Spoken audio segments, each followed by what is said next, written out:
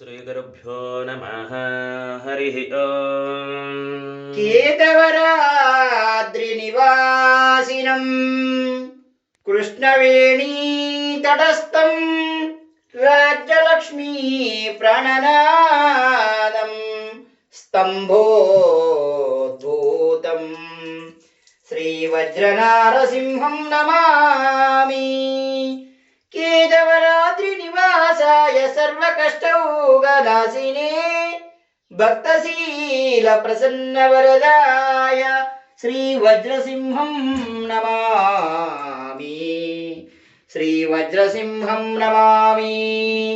एतदु श्रीवज्रलक्ष्मी नृसिंहस्वामिनः माघमासे स्वाति नक्षत्रसमयेन विशेषपञ्चामृतसहिताभिषेकाख्ये कर्मणि हरिः ओम् हरिः ओम् हरिः ओम्।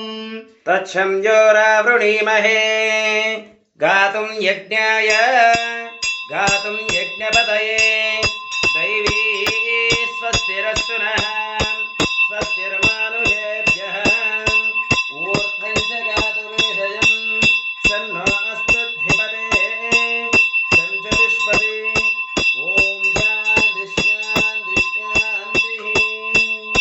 सहस्रशीरुषा पुरुषः सहस्राक्षः सहस्रपाद स भूमिं विश्वतो वृत्वा अत्यधिष्ठद्दशाङ्गुलं पुरुष एवेदं सर्वं यद्भूतं यच्छतं उदामृतत्वस्येषानः यदन्नेनाधिरोहति एतावानस्य महिमा अतोऽध्यायागुश्यपूरुषः पादोऽस्य विश्वभूतानि त्रिपादस्यामृतं देवी त्रिपादोद्भवुदैत्पुरुषः पादोऽस्येह भवात् पुनः ततो विश्वं व्यक्रामतु सासनानसने अभि तस्माद्भिराडजायत विराजो अधिपूरुषः स जातो अत्यरिष्यत पश्चाद्भूमिमतो पुरः यत्पुरुषेण हविषा